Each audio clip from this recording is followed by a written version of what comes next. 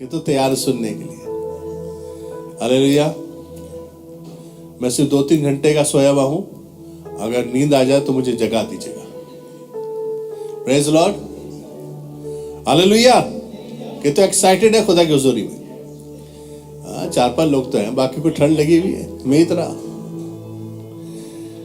आज का टॉपिक बड़ा खूबसूरत है, ध्यान से सुनेगा। आज का टॉपिक है ग्रेस अपॉन ग्रेस, अनुग्रह पर अनुग्रह, फजल पर फजल। जब आप बाइबल पढ़ते हैं तो आपको पुराने नियम में इसका बड़ा कम जिक्र और एक्सपीरियंस मिलेगा, जबकि खुदा फजल से भरा है। खुदा अपने अजायब में, अपने कामों में फजल तो करता है, पर जब कभी कोई इंसान गड़बड़ करता है तो उसको पनिश भी करता है। राइट?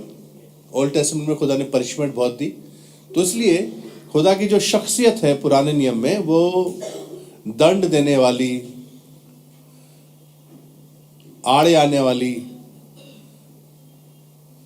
बर्बाद कर देने वाली दुश्मन है उनको, ऐसी शख्सियत भी दिखाई देती है। और साथ ही साथ खुदा ग्रेशियस भी दिखाई देता है जो उसको फॉलो करते हैं। मगर इसका आज हम थोड़ा सा पुराने नियम से नए नियम में आएंगे और इसकी सही पहचान अनुग्रह की हम लोग करेंगे, क्योंकि अगर आपने इसको अच्छी तरह नहीं समझा है तो इसका समझना बहुत ज़रूरी है। क्योंकि हम जो आज हैं इस संसार में, हम अनुग्रह के समय में जी रहे हैं। कौन से समय में? हम law, we are not under law. हम लॉ के अंतर्गत नहीं, जैसे इजरायली लोग थे।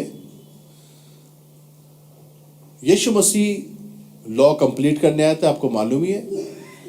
और उसके बाद यीशु मसीह की जाने के बाद चेलों ने जब सेवा करी तो उनको अनुग्रह की सेवा मिली। कौन सी सेवा मिली? फजल की सेवा, ग्रेस की, कि चाहे तुम्हारे पाप लाल रंग के क्यों ना हो तो भी सफेद हो सकते हैं।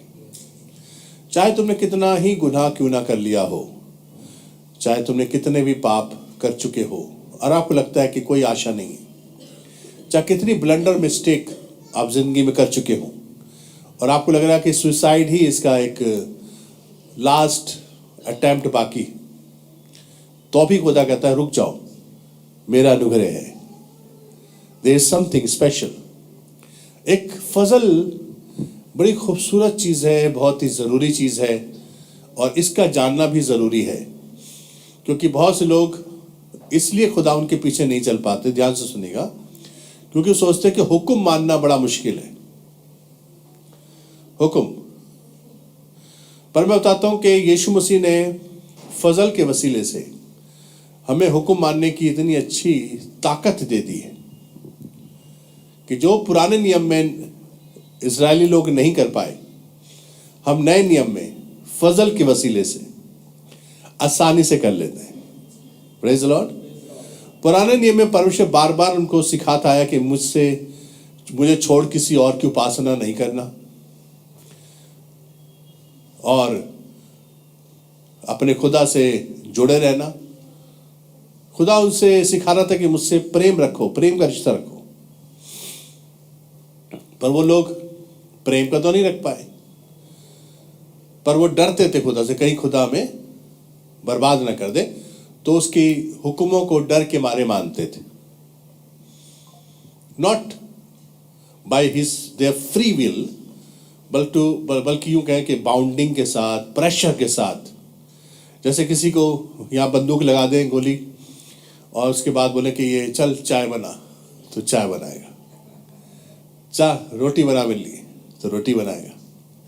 तो कितनी खुशी से कर रहा होगा वाला काम, है ना?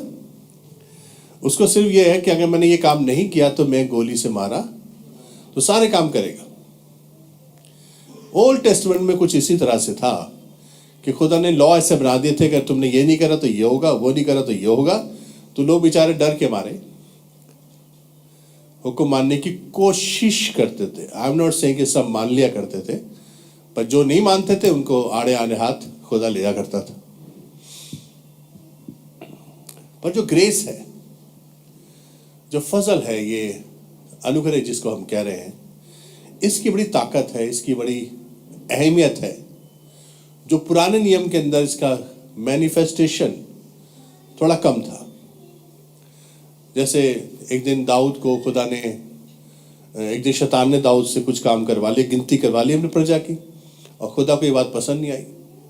तो खुदा बाप ने उसको बोला, देख तुझे 3 मुसीबत में दिखाता हूँ, या तो 30 दिन तक यहाँ पर महामारी फैलेगी, या तेरे पीछे 30 दिन तक दुश्मन लगेगा, तलवार से मारपीट होएगी, कत्लेआम होगा। और इस तरह की 3 एक मुसीबत खुदा, तो मुझे तीसरी याद नहीं आ रही है। तो तीनों मुसीबत में खुदा बाप ने बोला कि भाई जो तुझे चूज करना है कर ले, पनिशमेंट तो मिलेगा। तो there is no grace, right. तीनों में से कोई कम मुसीबत ढूंढ लो भाई। दांत के बदले दांत, आंख के बदले आंख, चाहे कितना गिड़गिड़ाओ, तुमने अगर करा है, दोषी को खुदा किसी तरह से निर्दोष नहीं ठहराएगा, राइट। बोलिए धन्यवाद यीशु मसीह। हम पुराने नियम में पैदा नहीं हुए। Hallelujah, praise the Lord. तो आज हम इस बात पर चलेंगे, सीखेंगे कि ग्रेस क्या पावरफुल चीज है और इसका हमें क्या फायदा मिला, और इस फजल के वसीले से हम क्या कुछ कर सकते हैं, और अगर आप इस फजल के वसीले से इसका मिसयूज कर रहे हैं तो उसका भी पनिशमेंट है। अगर आप मिसयूज करेंगे तो वो फिर अंत में होगा, जो भी होगा हिसाब किताब। पर आज हम बात कर रहे हैं अनुग्रह पर अनुग्रह। तो ओल्ड टेस्टामेंट में खुदा के बारे में कुछ चीजें लिखी हुई है। मैं चाहता हूं उसको पढ़ दूं आपके सामने। भजन संहिता 103 और उसकी 8वीं आयत में जब बाइबल पढ़ते हैं तो आपको ये शब्द मिलते हैं आपको लिखे हुए खुदा के बारे में। Bible introduce God as very compassionate, graceful and very यूं कहें कि बड़े मतलब वो खुशी से किसी को दुख नहीं देता है। 103 भजन संहिता उसकी 8वीं आयत अगर आप पढ़ें तो लिखा, यहोवा दयालु, अनुग्रहकारी, विलंब से कोप करने वाला और अति करुणामय है। खुदा के बारे ओल्ड टेस्टमेंट में, I am not talking from new testament. अब ये ओल्ड टेस्टमेंट खुदा की इंट्रोडक्शन है कि खुदा असलियत में, बड़े गौर से सुनेंगे, असलियत में इस तरह का था बाय नेचर। फिर उसके बाद भजन संहिता 145 उसकी 8वीं आयत में लिखा है, यहोवा अनुग्रहकारी, दयालु, विलंब से क्रोध करने वाला और अति करुणामय है। सेम चीज जगह जगह आपको ही मिलेगी ओल्ड टेस्टमेंट में। फिर एक दिन खुदा आपने अपने आप को खुद इंट्रोड्यूस किया निर्गमन में, उसकी 34 बाब में अगर आप पढ़ें उसकी 6 से 7 आयत, यहां पर लिखा हुआ है निर्गमन एक्सोडस 34 चैप्टर 6 एंड 7 वर्स लिखा, और यहोवा उसके सामने होकर यूं प्रचार करता हुआ चला। खुदा बाप ने मूसा को एक जगह रख दिया और कहते मैं तुझे बताता हूं मैं कौन हूं। यहोवा उसके सामने यूं करके प्रचार करता हुआ चला कि यहोवा ईश्वर दयालु, अनुग्रहकारी, कोप करने में धीरजवंत और अति करुणामय और सत्य, हजारों पीढ़ियों तक निरंतर करुणा करने वाला, अधर्म, अपराध और पाप का क्षमा करने वाला है, परंतु गौर से सुनेगा, दोषी को वो किसी प्रकार निर्दोष ना ठहराएगा। वो पितरों के अधर्म का दंड उनके बेटों, वरन पोतों और परपोतों को भी देने वाला है। So there was a problem Old Testament में कि जो खुदा है शख्सियत, वो पूरी तरह से मैनिफेस्ट नहीं हो पा रहा था, बिकॉज ये गलती पे गलती कर रहे थे। और खुदा वही रूप दिखा पा रहा था उनको कि दोषी को किसी प्रकार निर्दोष नहीं ठहराएगा। तो दोषियों को ये खुदा दंड देता था, तो बाकी लोग डर जाते थे। तो खुदा ने अपने आप को खुद बताया कि आई एम वेरी ग्रेशियस, अनुग्रहकारी हूं, मगर उसकी एक मजबूरी ये थी कि अगर कोई दोषी होगा तो उसको पनिशमेंट मिलेगा, चाहे वो कितना ही गिड़गिड़ाए। हाँ?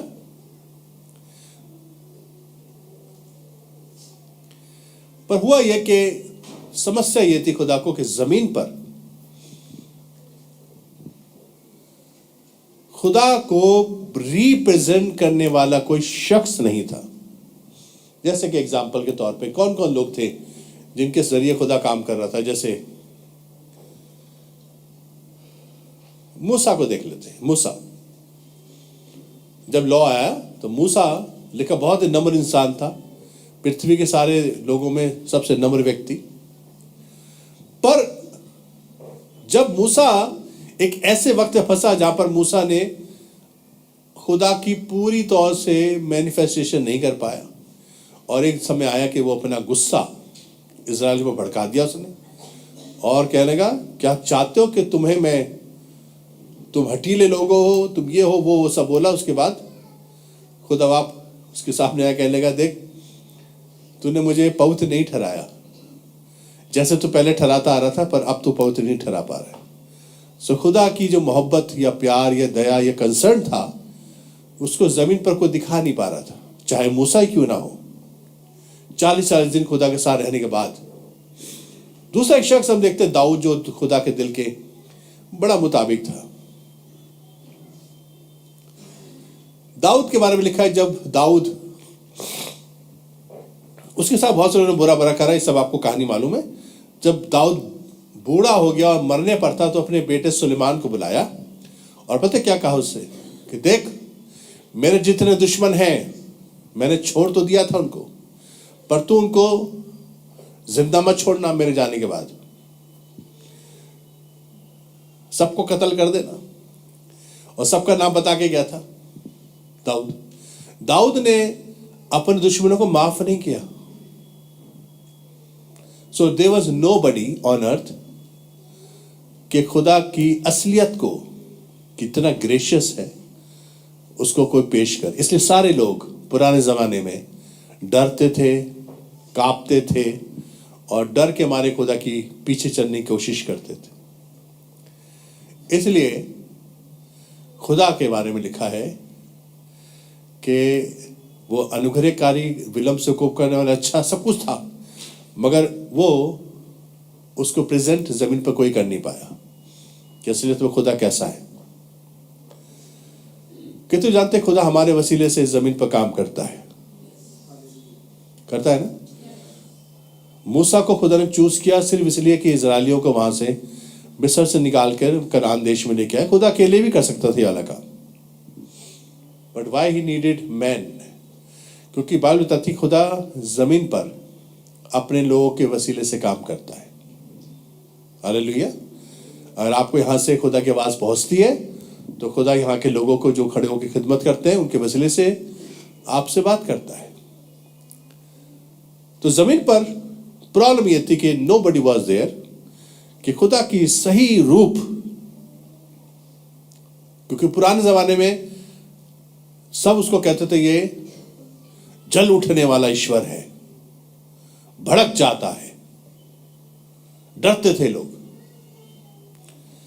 पर नए नियम आते आते जब प्रभु यीशु मसीह आया, बोले थैंक यू जीसस, क्योंकि यहां पर अब फर्क बात हो रही है। अब यूहन्ना की इंजील अगर आप निकालें, यूहन्ना और उसका पहला चैप्टर 16 और 17 आयत अगर आप पढ़ें, और आज का जो टॉपिक है वो यही है, लिखा उसकी परिपूर्णता से हम सब ने प्राप्त किया। अब पड़ोसी से बोले मिल गया है कुछ, पड़ोसी से बोले मिल चुका है। ये लिखा कि हम प्राप्त करेंगे, बोलिए मिल चुका है। उसकी मामूरी में से हम सब ने पाया। उर्दू में लिखा हम सब ने पाया है। क्या पाया है? अर्थात अनुग्रह पर अनुग्रह। यहां पर 2 बार लिखा अनुग्रह। दैट मीन्स यीशु मसीह के वसीले से भर भर के खुदा ने अनुग्रह रिलीज किया, क्योंकि सिर्फ यीशु मसीह जमीन पर थे एकमात्र शख्स जिसने पिता परमेश्वर अपने बाप को रिप्रेजेंट करा। असली सूरत जो खुदा की थी वो प्यार करने वाली थी, दया करने वाली थी, माफ करने वाली थी, पर जमीन पर कोई था ही नहीं कि जिसके वसीले से खुदा काम कर पाता इस तरह का। इसलिए उसकी परिपूर्णता से हम सब ने प्राप्त किया, अर्थात अनुग्रह पर अनुग्रह। इसलिए सुनिए गौर से, इसलिए कि व्यवस्था तो मूसा के द्वारा दी गई। बोलिए लॉ। मूसा के वसीले से लॉ मिला और व्यवस्था तो मूसा के द्वारा दी गई, परंतु अनुग्रह और सच्चाई यीशु मसीह के द्वारा पहुंची। क्या पहुंची हमारे तक? अनुग्रह और सच्चाई। उर्दू बड़ा अच्छा लिखा क्योंकि उसकी मामूली में से हम सब ने पाया, यानी फजल पर फजल। इसलिए कि शरीयत तो मूसा के मार्फत दी गई, मगर फजल और सच्चाई यीशु मसीह की मार्फत पहुंची। सुने आगे, खुदा को किसी ने कभी नहीं देखा। इकलौता बेटा जो बाप की गोद में है उसी ने जाहिर किया। ना मूसा जाहिर कर पाया, ना दाऊद जाहिर कर पाया, ना इब्राहिम जाहिर कर पाया। कोई जमाने में, पुराने जमाने में कोई खुदा, कोई असलियत खुदा जो थी उसकी वो जाहिर नहीं कर पाया सिवाय यीशु मसीह के। और यीशु मसीह कैसे आता है? बोलिए फजल पर फजल। बोलिए अनुग्रह पर अनुग्रह। तो यीशु मसीह के वसीले से हम तक अनुग्रह पहुंचा है। इसलिए यीशु मसीह के बारे में बहुत सी आयतें ओल्ड टेस्टमेंट लिखी हुई है, तो मैं चाहता हूं उसके बारे में मैं पढ़ दूं। जकरिया की किताब अगर आप निकालें, उसका 4 बाब के 7 में आयत लिखा, हे बड़े पहाड़ तू क्या है? जरुब्बाबेल के सामने तुम मैदान हो जाएगा। जरुब्बाबेल यहां पर रिप्रेजेंट करता है ह्यूमैनिटी को, ह्यूमंस को, मैनकाइंड को, यानी मानवता को यहां पर पेश करता है। हम लोगों को यहां पर ओल्ड टेस्टमेंट पेश कर रहा है। जरुब्बाबेल लिखा है, जरुब्बाबेल के सामने तो मैदान हो जाएगा और वो चोटी का पत्थर। बोले चोटी का पत्थर। चोटी का पत्थर यीशु मसीह। चोटी का पत्थर ये कहकर पुकारते आएगा, उस पर अनुग्रह हो, अनुग्रह हो। क्या बोलेगा? It's in the old testament. पुराने जमाने में प्रोफेटिक स्टेटमेंट था कि आने वाले दिनों में परमेश्वर का पुत्र यीशु मसीह अनुग्रह पर अनुग्रह लेकर आएगा। हालेलुया। कितने लोग को वाली कहानी मालूम है? एक औरत को जो व्यभिचार करते पकड़ी गई थी, लोग घसीट के लाए थे यीशु मसीह साहब ने, लाए थे और उसको कहा था भाई ये व्यभिचार करते पकड़ी गई है। मूसा ने कहा ऐसी औरतों को पत्थरवा कर दो। तू क्या कहता है? यीशु मसीह अपनी उंगली से कुछ लिखते रहे जमीन पर और फिर सीधे होके कहा, यूहन्ना 8, 10 और 11 अगर आप पढ़ें, वहां लिखा यीशु ने सीधे होकर उनसे कहा, हे नारी वो कहां गए? उस औरत से पूछा वो कहां चले, क्योंकि यीशु मसीह ने कहा था जो कि तुम में निष्पाप हो पहले पत्थर मारेगा। और सब लिखा, छोटे से बड़े सब छोड़ के चले गए। तो यीशु मसीह ने सीधे होकर पूछा, वो सब कहां चले गए जो पूछ रहे थे मारने के लिए? वो कहां गए? क्या किसी ने तुझ पर दंड की आज्ञा नहीं दी? उसने कहा, हे प्रभु किसी ने नहीं दी।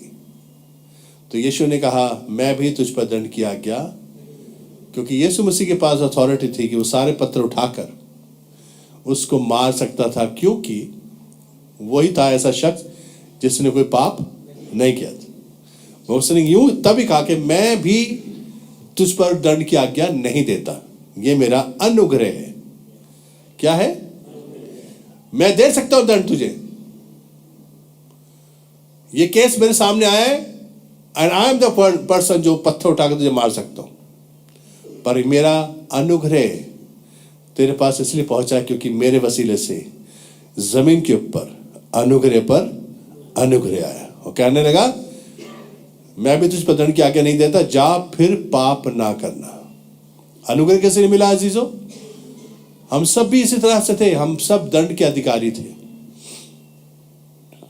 हम कोई ऐसा शख्स नहीं बैठा मुझे मिला के जो बोले जी हमने बहुत अच्छा, हम बहुत साफ सुथरे लोग हैं, हमने कभी ऐसे, हमने चींटी तक नहीं मारी। लिखा सब ने पाप करा परमेश्वर की महिमा से। We were deserving candidate to be punished. हम सबको पथरवा कर देना चाहिए था, हम सबको बर्बाद हो जाना चाहिए था, हम सबको तबाह हो जाना चाहिए था। पर किसने बचाया हमें?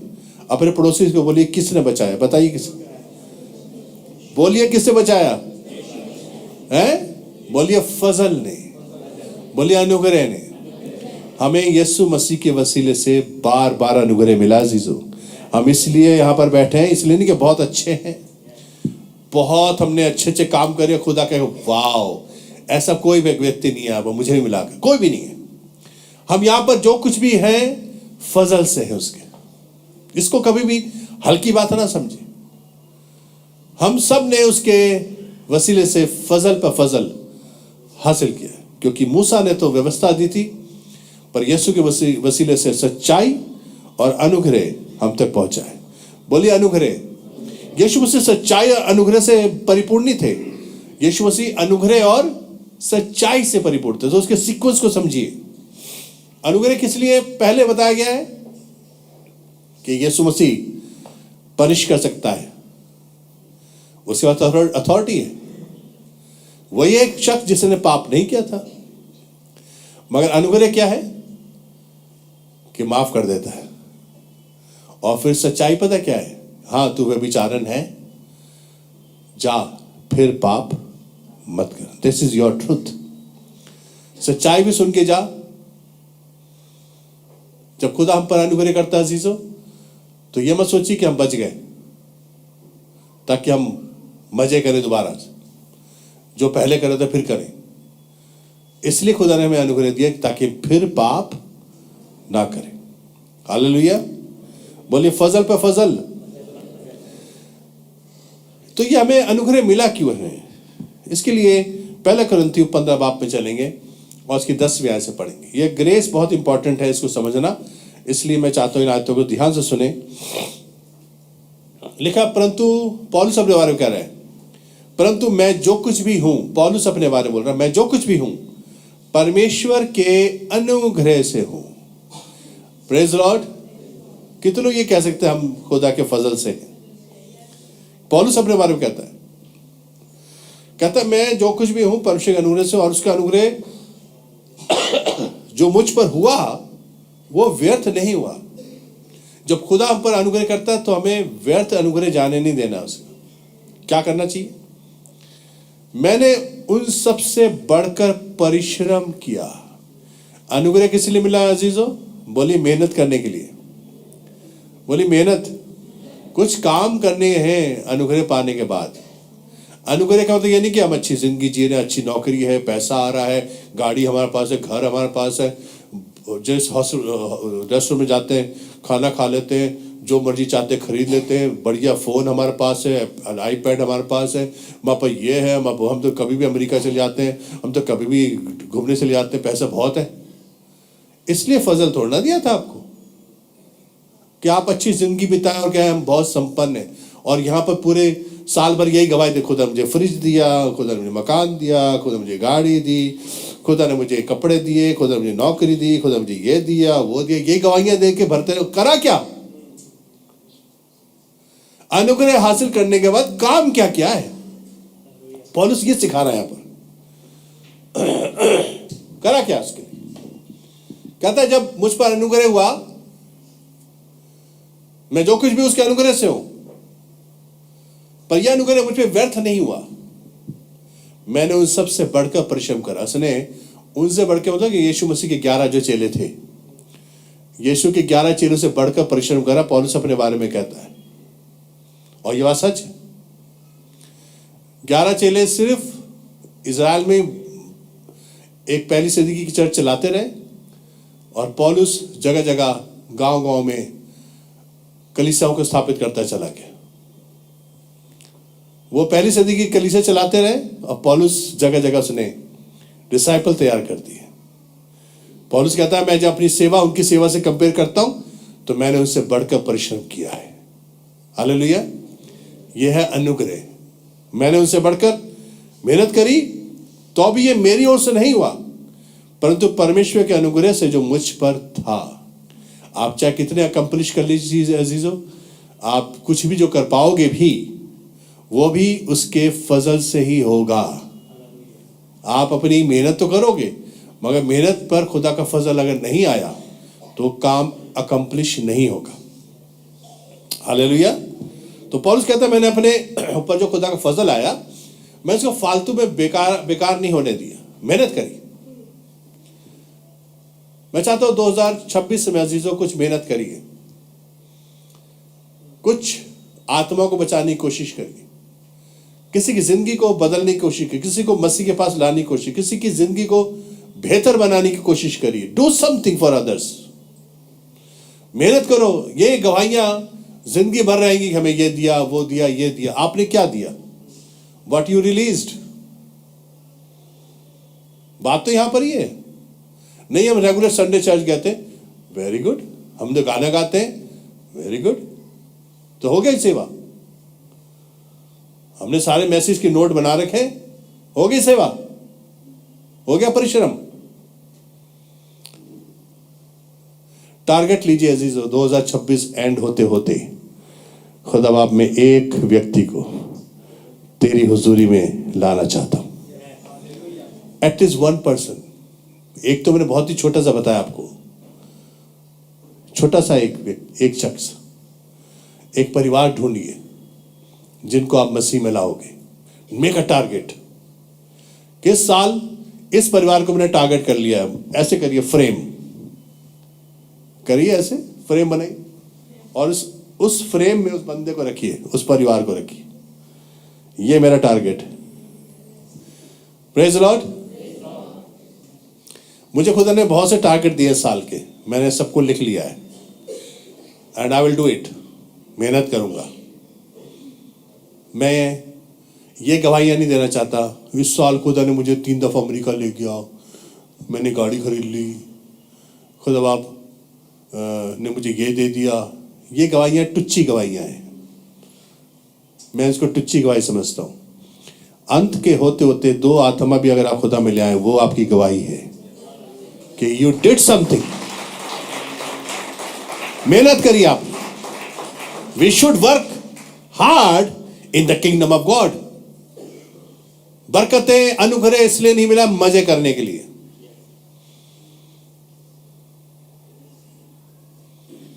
हमें खुदा ने दुनिया से चुना है, अपने पास लेकर आया है, लहू से धोया है, अपना बेटा और बेटी का स्टैंप लगाया है, पवित्र आत्मा की छाप लग चुकी है हमारे ऊपर, हम बॉर्न अगेन हो गए।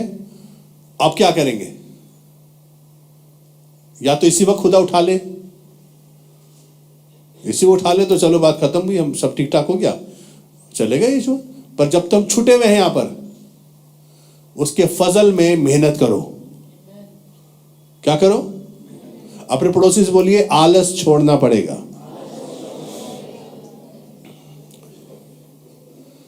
क्योंकि दुनिया में जितना भी इंटरटेनमेंट है, खाना पीना है, आपकी लाइफस्टाइल है 24 घंटे, वो सिर्फ आपको मजा देने के लिए, आप खुश रहें।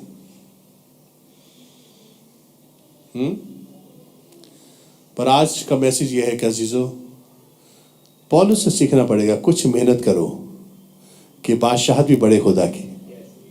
हालेलुया। तो पौलुस कहता है मैं उससे बढ़कर मेहनत करता हूं। और क्या होता है उसके फजल से? सुनिए गौर से। रोमियो 5:17 से 21 पढ़ूंगा, 17 और 21। रोमन्स 5 चैप्टर 17 एंड 21 वर्स लिखा है, क्योंकि जब एक मनुष्य के अपराध के कारण मृत्यु ने उस एक ही के द्वारा राज किया। कि तो जानते हैं किसके बारे में बात हो रही है? बोले आदम ने पाप करा और मौत ने राज करा। जिस दिन तू ये फल खाएगा अवश्य मरेगा। मौत राज करने लगी, लोग मरते चले गए, पाप में बर्बाद होते चले गए। तो ये उसका जिक्र हो रहा है। देखा, तो जो लोग अनुग्रह और धर्म रूपी वरदान बहुतायत से पाते हैं, जो लोग अनुग्रह, जो लोग पाप कर चुके हैं, अपराध हो चुका है, पर उस पर खुदा का क्या हुआ है? अनुग्रह हुआ है। तो जिन पर अनुग्रह और धर्म रूपी वरदान बहुतायत से आया है, वे एक मनुष्य अर्थात यीशु मसीह के द्वारा अवश्य ही अनंत जीवन में राज करेंगे।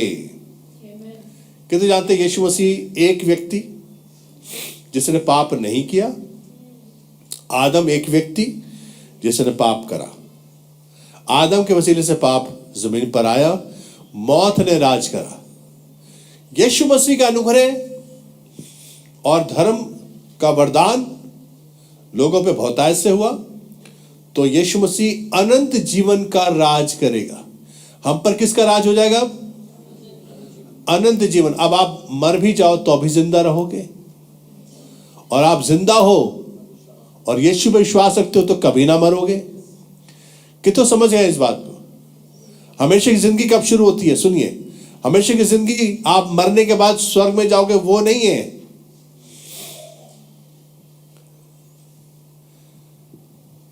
हमेशा की जिंदगी यहीं से शुरू हो जाती है।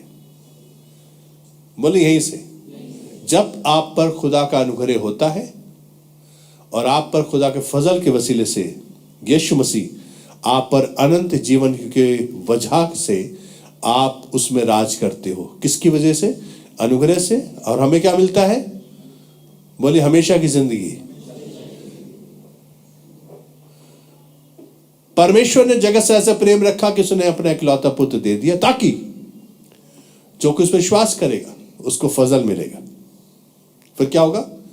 वो नाश नहीं होगा, परंतु अनंत जीवन, हमेशा की जिंदगी। यीशु मसीह के वसीले से हम तक पहुंची है हमेशा की जिंदगी, और आदम के वसीले से हम तक पहुंची है मृत्यु और पाप का राज। तो कितने तैयार हैं इस बात के ऊपर ईमान रखने के लिए कि भैया हमारे पास यीशु मसीह ही बहुत जरूरी है, जिसकी वसीले से हमें अनंत जीवन मिलता है। आदम ने आपको मारा है और अंतिम आदम यीशु मसीह ने आपको जिंदा किया है। यह है फजल। और कैसे हुए आप? अच्छे कामों से नहीं, फजल से। आप पर खुदा का फजल हो गया बस।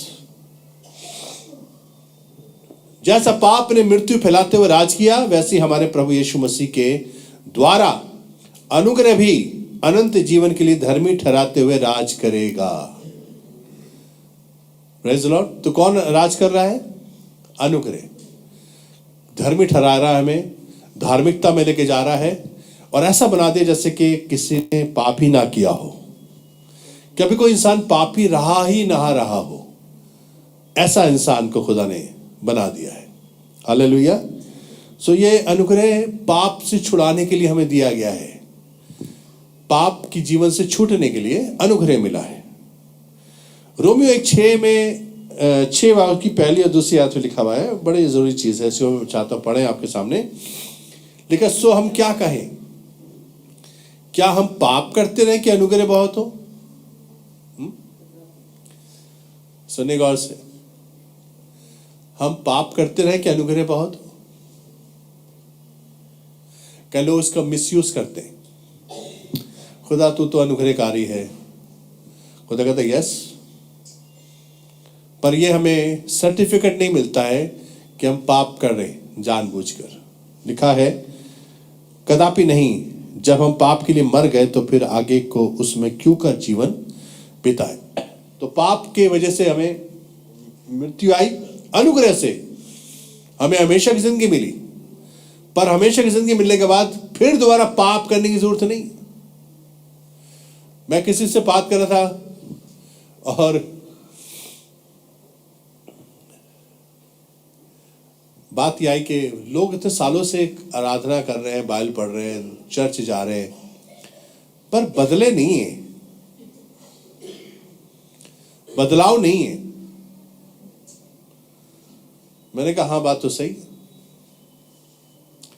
मैंने अपने बारे में बताया, मैंने कहा मेरी ये कोशिश है उसके फजल से, जो उसने मुझे बचाया है, तो मेरी कोशिश है, मैं नहीं कहता ये परफेक्ट हो जाऊंगा, मैं कोशिश है कि किसी तरह से मेरे व्यवहार में, मेरे स्वभाव में, मेरे एक्शन में यीशु मसीह दिखा करे। मेरी कोशिश है। हो सकता मैं ना दिखा पाऊं ज्यादा, पर मेरी कोशिश है। मैंने कहा कि सब लोग ये वाला काम करने लग जाए तो हम अंश अंश करते करते करते उसी की सूरत में तब्दील हो जाएंगे। पर लोग करते नहीं है। लोग कहते हम जैसे हैं वैसी खुदा प्यार। हाँ, खुदा तो करता है, दो नहीं कर रहे तुझे प्यार, लोगों से तेरे पंगे हैं। खुदा तो खुदा जानता है, उसको कौन बता, उसको क्या बताना। प्रॉब्लम तो ये कि आप खुदा के साथ नहीं जी रहे हो, आप इंसानों से जी रहे हो। जिस दिन खुदा बाप के पास चलेंगे तो हमें क्या प्रॉब्लम है, रहो। पर तुम मुसीबत की जड़ यहां बन के रह रहे हो ना सबके साथ। यहां तुम्हें बदले में नहीं दिख रहे लोग। तुम्हें बाइबल आ गई, बाइबल पढ़ लेते हो, गाने तुम्हें आ गए, ये शो का ये सब करना भी आ गया, एक्शन सॉन्ग गाने आ गए, आयतें रट भी गई, सुन लो मुझसे आयतें सारी, वाह वेरी नाइस। और क्या क्या कर लिया, सारी कन्वेंशन हम अटेंड करते, कोई सेमिनार नहीं छोड़ते। और क्या, हम तो अंकी साजवान के भी जाते हैं बड़े वाले चर्च में, चलो जी। और भैया हम रोज दुआ करते हैं, अरे वाह इतने अचीवमेंट आपके। पर जब तुम अपने आसपास के लोगों के साथ रहते हो, सड़े हुए क्यों रहते हो? सड़े हुए लोग, खुदा खुदा कर रहे हो पर बदले तो नहीं है ना। कोशिश करो, मैं नहीं कह रहा कि एक ही दिन में हो जाएगा। कोशिश करो कि मेरे स्वभाव में यीशु दिखना लग जाए। कोशिश करो। ये सब भी काम करते जो मैंने अभी गिनवाए। पर ये मत कहो कि मैंने इतनी, जैसे वो था मैं हफ्ते में 2 दफा उपवास रखता हूं, सारा 10 हिस्सा देता हूं, मैं इसकी तरह नहीं हूं, उसकी तरह नहीं हूं, इस चुंगी लेने वाले की तरह नहीं हूं। ये तो कर रहा था फरीसी, अच्छी अच्छी बातें याद नहीं दिला रहा था। खुदा ने उसको पसंद नहीं किया। पता क्यों? क्योंकि उसका दिल में कड़वाहट थी। लाख आप खुदा के लिए 10%, 20%, 30% डोनेशन, भूखों का खाना खिला दिया जी हमने, कपड़े पहना दिए, हम तो बहुत अच्छे हैं, लाख करो, मगर आपके कैरेक्टर में यीशु नहीं दिख रहा है ना, तो आप फेलियर हो, टोटल फेलियर।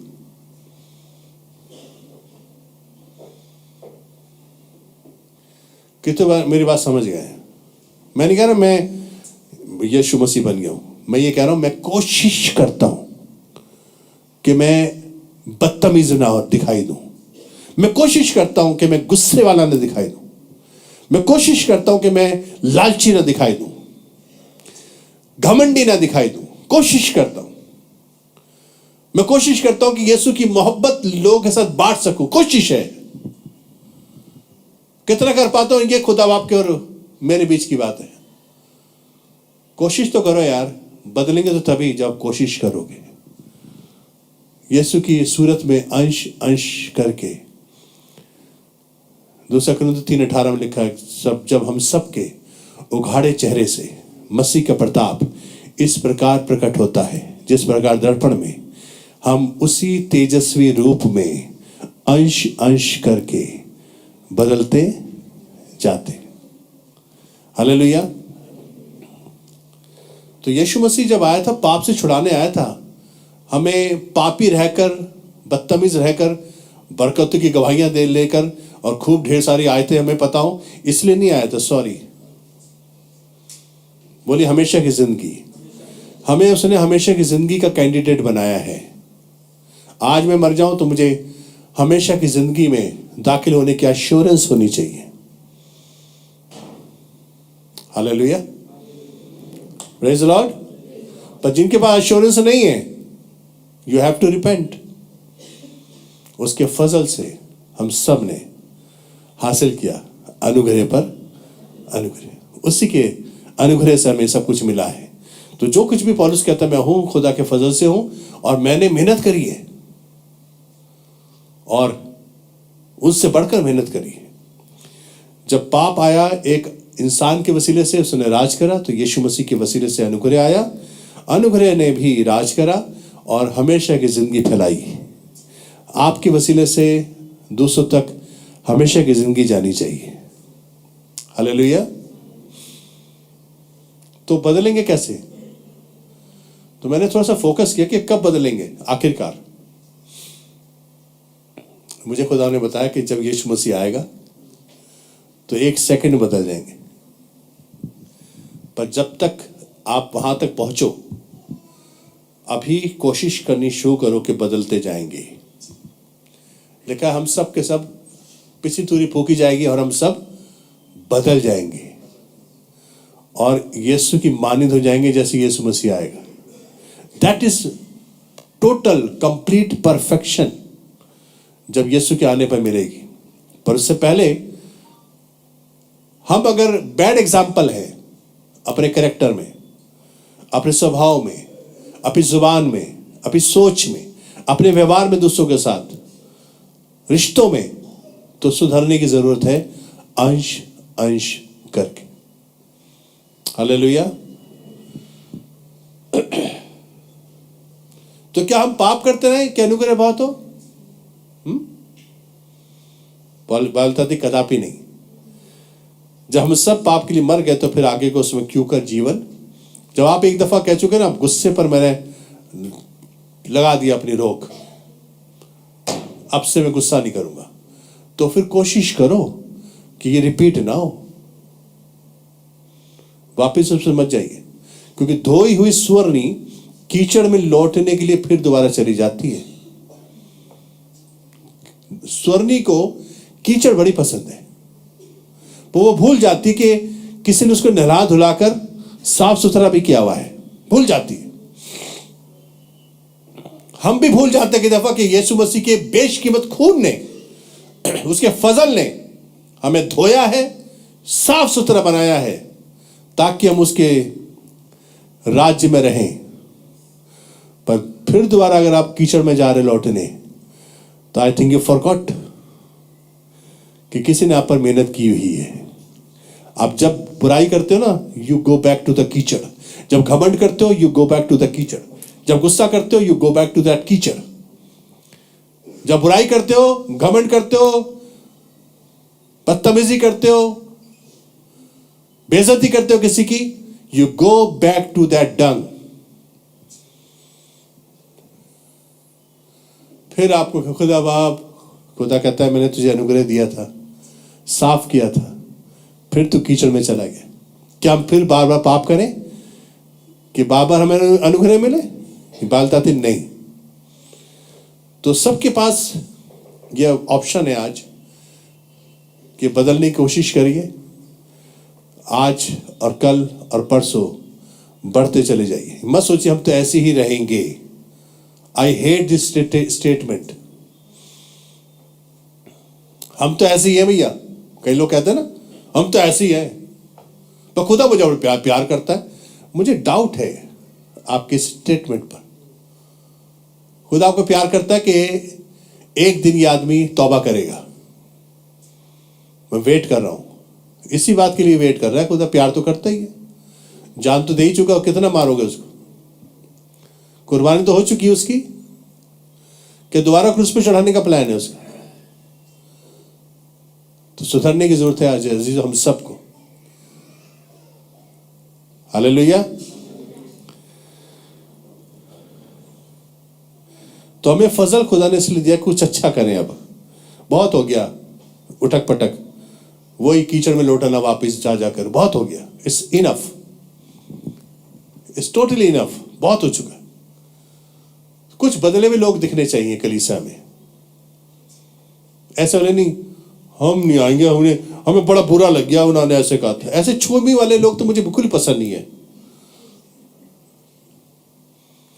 भैया हम आपकी चर्च में नहीं आएंगे, उन्होंने ऐसे कह दिया। अबे तुम बदले नहीं हो बस।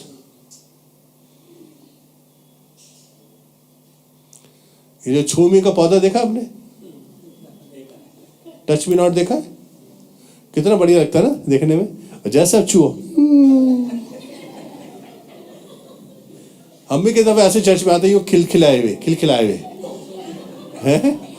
हमसे बढ़िया फरिश्ता भी कोई नहीं होगा, खिले हुए। और जरा से किसी ने कहते बड़ी बन रही है अपने आप को, एकदम वहीं पे फोल्ड होकर किनारे। हम भी बाइबल पढ़ा करते थे, हम भी चर्च जाया करते थे, क्या हुआ? तुम बदले नहीं हो बस, झेल नहीं पाए, बर्दाश्त नहीं है तुम्हारे अंदर, संयम नहीं है तुम्हारे अंदर, तुम यीशु की सूरत में नहीं बदले हो। You are not changed, that's it.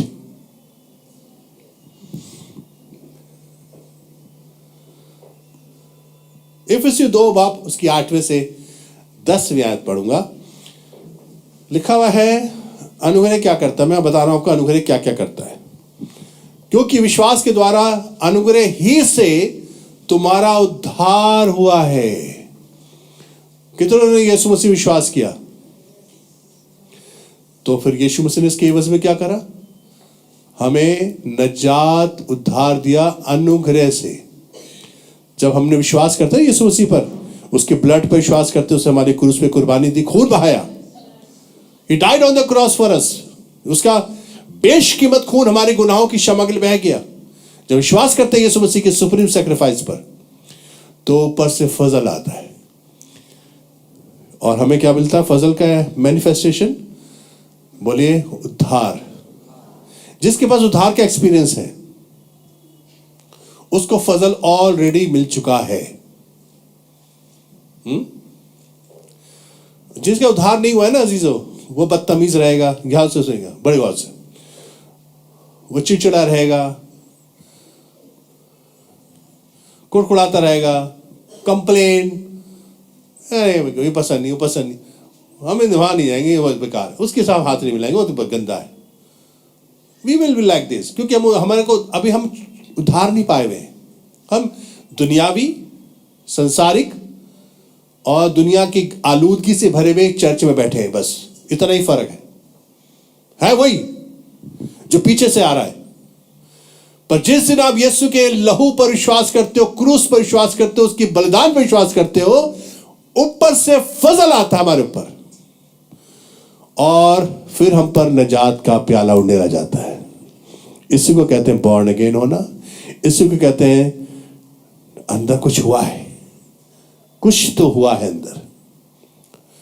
अब हमारी आंख जैसे खुल सी जाती है, बाइबल पढ़ने का दिल करता है, आराधना करने का दिल करता है, चर्च में जाने दिल करता है, खुशी से भरे गीतों गाने का दिल करता है, किसी के साथ भी लड़ाई झगड़ा करने का दिल नहीं करता, सबसे प्यार मोहब्बत हो जाता है। ये नजात की मैनिफेस्टेशन है।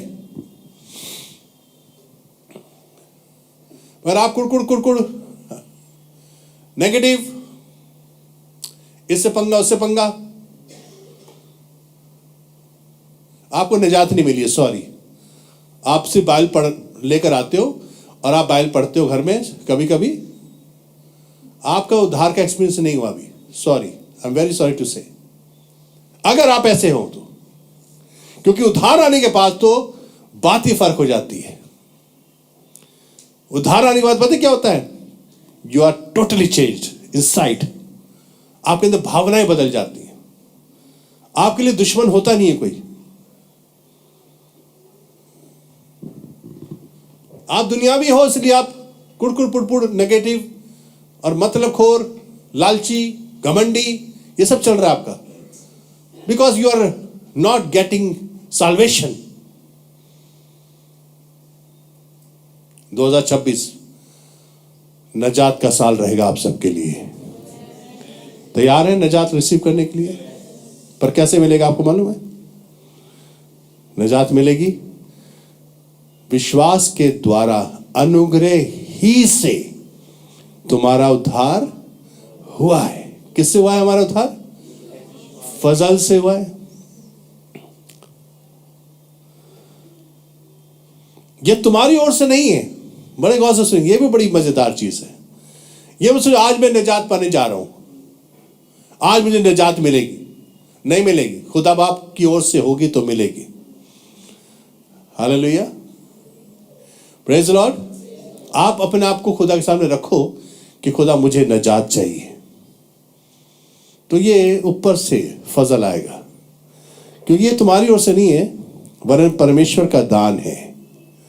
बोलिए खुदा की गिफ्ट है। ये गिफ्ट को जानते क्या होता है? ईश्वर, दिस इज द गिफ्ट, दान है ये खुदा का। गिफ्ट क्या होती है आपको मालूम है? You don't deserve but somebody is happy to give you the gift. आप इसके ओनर नहीं है गिफ्ट के, जब तक आपके हाथ में नहीं आती। किसी के दिल में आपके लिए एक अच्छी फीलिंग आएगी जो आपको गिफ्ट लेकर आएगा, पर आप ये क्लेम नहीं कर सकते मेरी गिफ्ट कहां है। ये आपकी ओर से नहीं है, खुदा की तरफ से। बोलिए निजात खुदा की गिफ्ट है।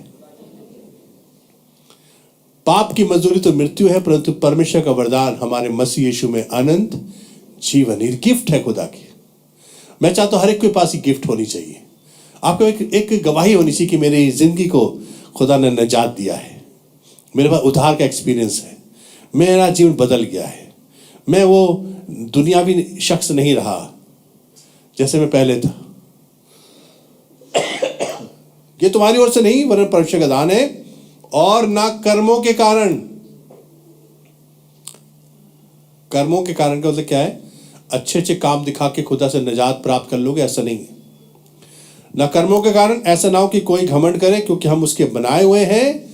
और जब हमें उद्धार निजात मिल जाता है और मसीह यीशु में उन भले कामों के लिए सृजे गए हैं जिन्हें परमेश्वर ने पहले से हमारे करने के लिए तैयार किया है।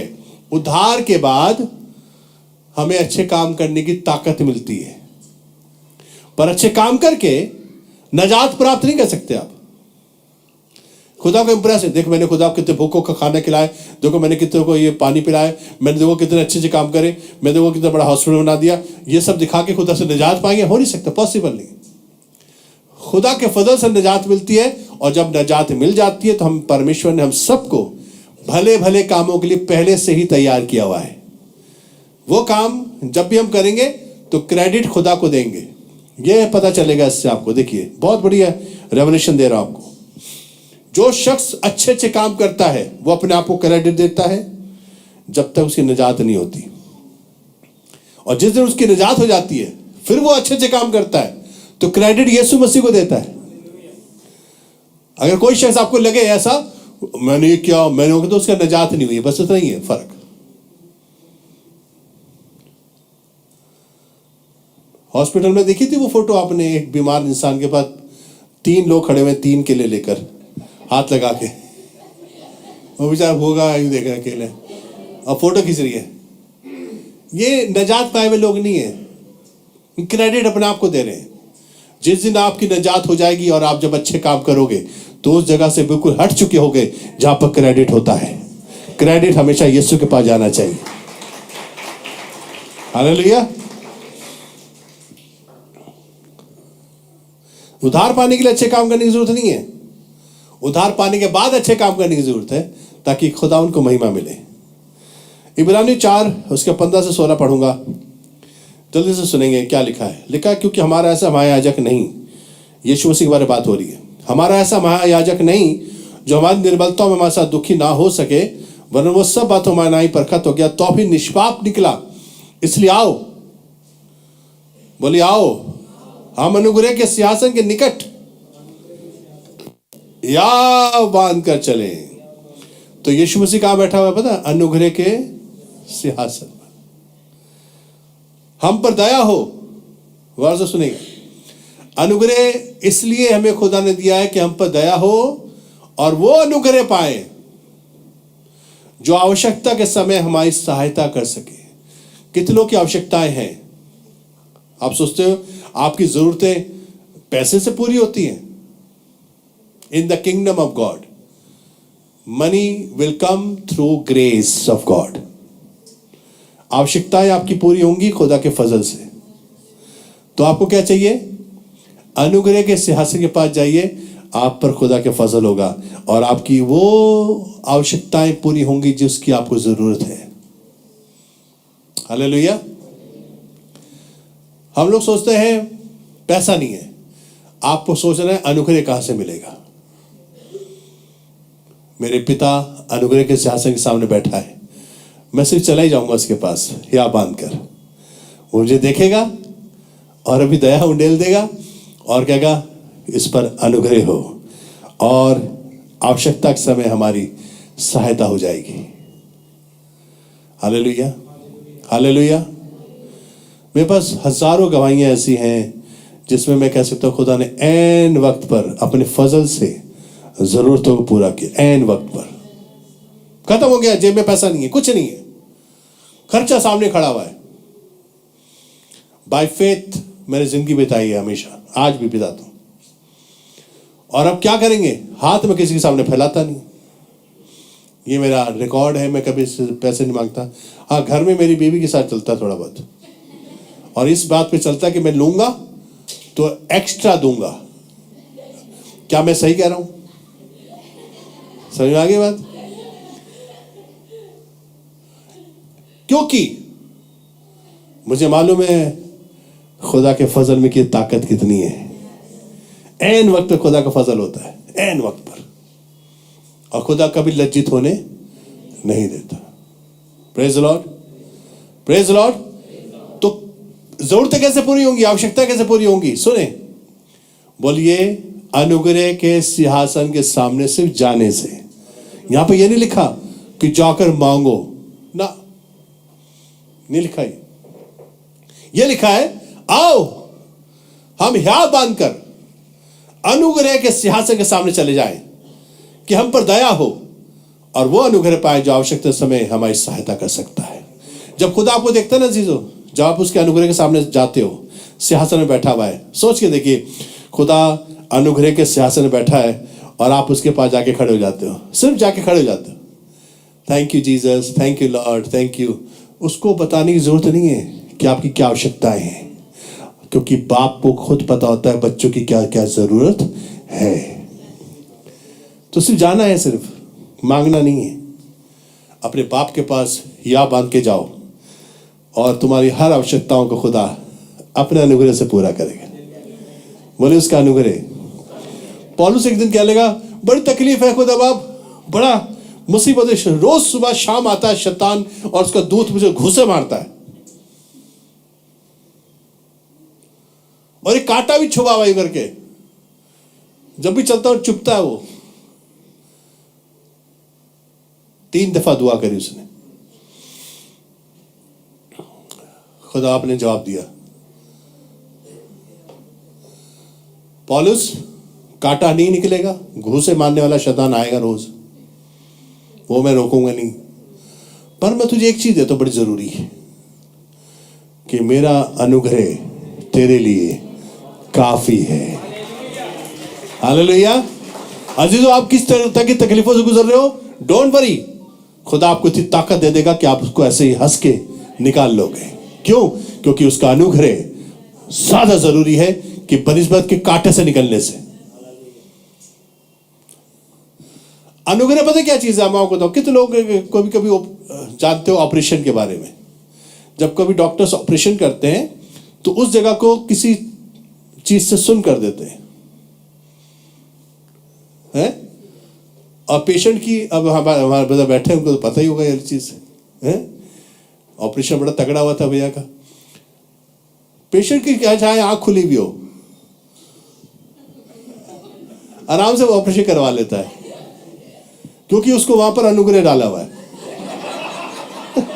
समझ में आ गया? अनुग्रह ये चीज है कि कांटा रहेगा, अनुग्रह घुसा रहेगा। आपको अनुग्रह की वजह से कांटे का दर्द निकला नहीं है। कांटा शैतान आएगा, घुसा बना, मान ले अनुग्रह लगा हुआ पहले से, मार, शैतान कह रहा बहुत मार, इसको कुछ हो ही नहीं रहा, होएगा नहीं, अनुग्रह लगा हुआ। Praise the Lord. अनुग्रह की ताकत बड़ी बड़ी मजबूत है। कई लोग उसको बहुत हल्के से लेते हैं, पर जिसके ऊपर खुदा का फजल रहेगा। एक औरत कहने लगी थी बहुत साल पहले, 2000 साल पहले की बात है, फरिश्ते से, ये कैसे होगा, मेरे तो किसी पुरुष को जानती नहीं हूं, तू कह रहे थे कोई बेटा पैदा होगा, ये कैसे होगा। तो जवाब पता क्या दिया फरिश्ते ने, खुदा की सामत तुझ पर छाया करेगी, क्योंकि तुझ पर खुदा का फजल हुआ है। हालेलुया। फजल से यीशु मसीह की पैदाइश हुई थी। मरियम को सब कुछ बर्दाश्त करने की फजल,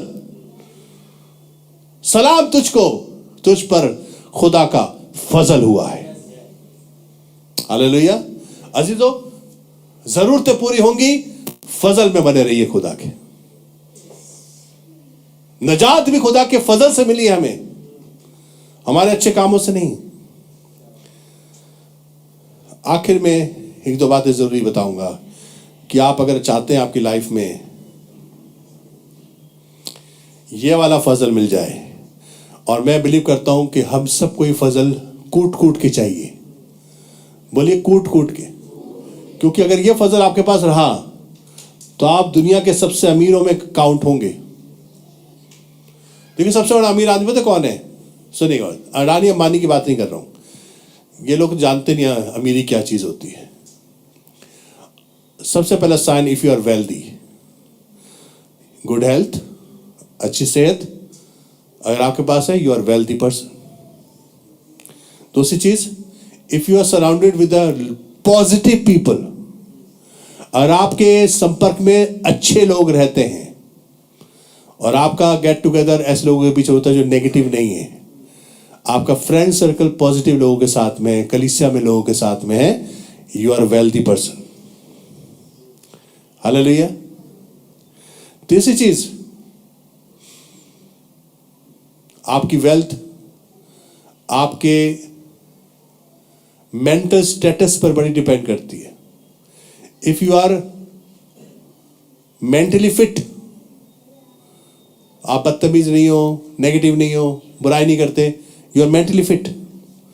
आप अगर आपके पास ये मेंटल हेल्थ है तो आप वेल्दी इंसानों में हैं। अभी पैसे का जिक्र नहीं किया मैंने। और चौथी चीज बड़ी इंपॉर्टेंट है, और आपकी हर जरूरतें खुदा के फजल से पूरी हो जाती हैं तो आप वेल्दी हैं। हालेलुया। इसमें जरूर नहीं है कि आपका बैंक बैलेंस कितना है, आपकी जरूरतें पूरी हो जाती हैं। कितने जानते हैं खुदा के कलाम में लिखा है, मेरा परमेश्वर भी मेरी हर आवश्यकताओं को अपने महिमा के धन के अनुसार पूरा करेगा। बोले हर आवश्यकता है, बोले महिमा का धन। अगर आपके पास आपकी जरूरतें पूरी हो रही है, आप सबसे वेल्दी इंसान है। हालेलुया। पैसे से धनवान नहीं होता इंसान, अनुग्रह से होता है। बोले खुदा का अनुग्रह, बोले फजल है। इसलिए आप ये आपको चाहिए ये वाला फजल। और ये वाला फजल कितने लोग रिसीव करेंगे आज आपके फेथ पर डिपेंड करता है। आयत को सुनिए ध्यान से, 2 कुरिन्थियों 9 बाब 6 से 11, गौर से सुनेगा। इसकी शुरुआत और इसके एंड में ध्यान रखिएगा। शुरुआत जो मैं करूंगा और इसका आखिरी जो शब्द होगा उस पर ध्यान रखना।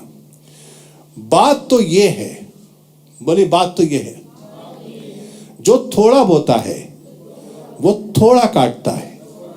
पिछले दिन मैंने आपको बताया था ना, आपको अपना मेजरमेंट बढ़ाना है, आपको अपना नाप बढ़ाना है। छोटा नाप रखोगे तो छोटी छोटी बरकतें आएंगी, बढ़ाओगे तो बड़ी बड़ी बरकत आएगी। हमने जनवरी के मंथ में ही इसका एक्सपीरियंस कर लिया था। फर्स्ट संडे एक्सपीरियंस करा हमारी चर्च। हम आपको टेस्टमेंट देंगे आपको फरवरी में। बात तो ये, जो थोड़ा बोता है थोड़ा काटेगा, जो बहुत बोता है वो बहुत काटेगा। ठीक है। हर एक जन जैसा मन में ठाने वैसा ही दान करे। बोलिए मन में ठाने। न्यू टेस्टमेंट में खुशी से देने वाले को खुदा खुश पसंद करता है। इसलिए जब आप ऑफरिंग और अपने मैं टाइथ नहीं बोलता, क्योंकि टाइथ 10वां हिस्सा होता है। मैं बोलता हूं अगर आप अपनी देने की जो प्रक्रिया बढ़ाओगे, अपना परसेंटेज बढ़ाओगे, अपन देने का 10 में नहीं टिके रहोगे, 11, 12, 15, 20 ऐसे करोगे तो खुदा आपको रिजल्ट दिखाएगा। क्योंकि बाइबल में लिखा है जो थोड़ा बोता थोड़ा, जो ज्यादा वो खुदा दिखाएगा। तो जैसा मन में ठाने, मैंने मन में ठाना है कि मैं 10% नहीं 10% से ज्यादा दूंगा, चाहे वो कितना भी हो। ये मैंने ठाना हुआ है हमेशा, and I am seeing the result of that. तो आप भी ठानो अपने मन में कि भैया 10 में नहीं, 12, 15, 20, 25 जितना भी मैं बढ़ा सकता हूं, बढ़ाऊंगा जरूर।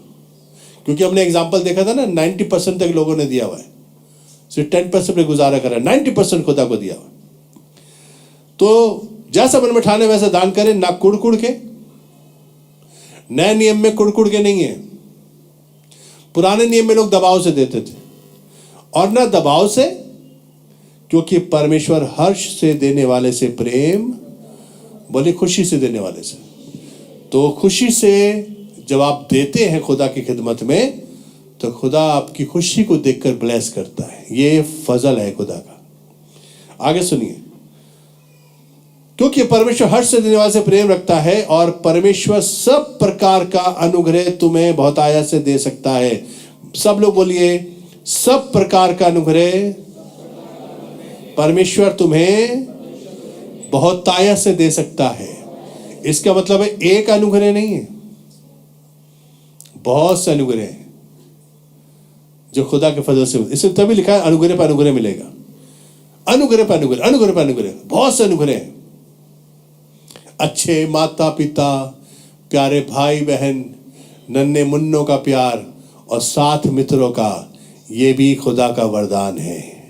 ये है खुदा का फजल, बहुत से फजल है। अच्छा फैमिली, अच्छे लोग, अच्छे बच्चे, अच्छी जॉब, अच्छा बिजनेस,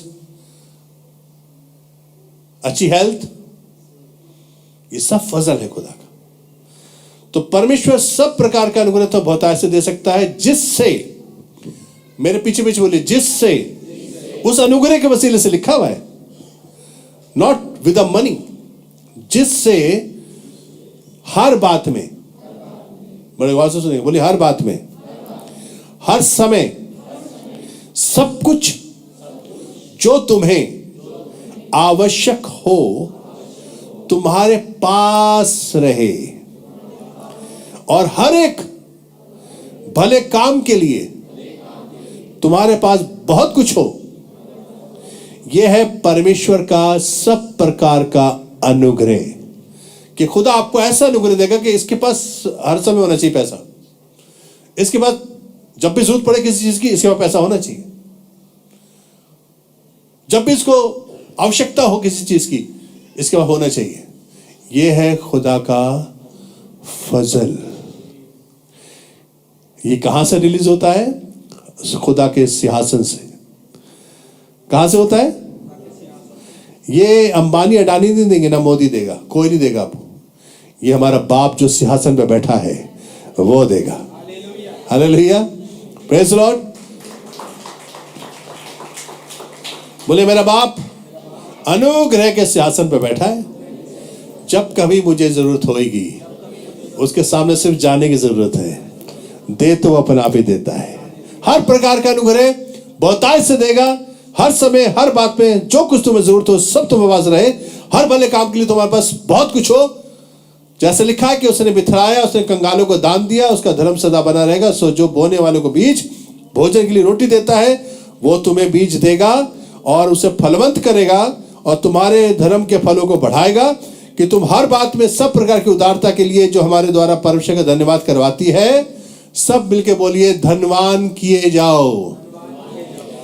बात तो यह है कि जो थोड़ा बोता है वो धनवान नहीं होता।